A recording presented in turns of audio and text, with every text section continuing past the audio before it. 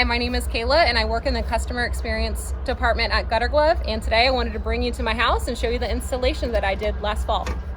So I installed our V-bend product. So it's a product that has a front and a rear extrusion, but doesn't have that support frame underneath. So we can go ahead and take it off here. This is the first time I've been up here since I did the install. You can see that my gutter guards are pretty clean besides a bunch of shingle grit that's coming off of my roof. Gutter is completely empty besides this really fine dust here. That's stuff that's gonna wash away naturally with the rain. Not worried about that clogging my downspout at all. So again, the front and rear extrusion are aluminum and the mesh that we use is stainless steel. We use a 30 mesh. It's really just the ideal size for keeping all the leaves, debris, pine needles, and even the shingle grit out, while still allowing a ton of water to enter into the gutter. So with a traditional install, you go right under the shingle. So let's see if I can do this one-handed. There we go.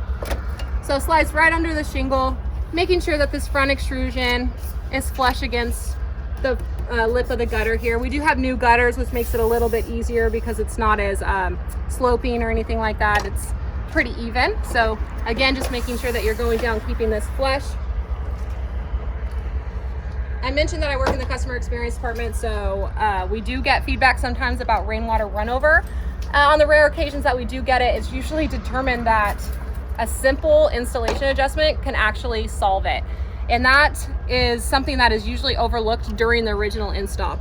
We call it removing the gap. So the gap occurs when your front extrusion of the gutter guard is pointed downward towards the ground. So when I install, I want to make sure that it's flush against the front lip of the gutter. And then I go along this trough here, which is another patented piece of our design. It works as a motivator for water to enter the gutter. And I actually can use my fingers and just push down slightly here.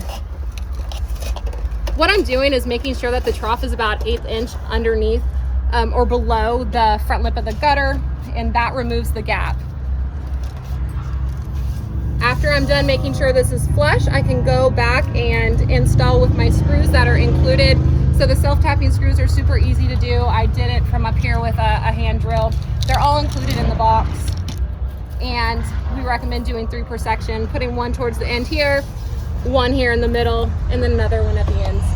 And on each piece, if I can get this out a little bit again, you can see on the end of the piece there that there's about a 1/4 inch of run over mesh.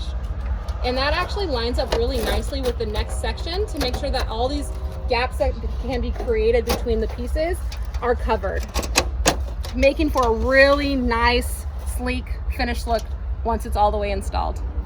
All right, guys, well, thank you for joining me at my home. If you have any questions, our customer experience team is happy to help out. Thank you.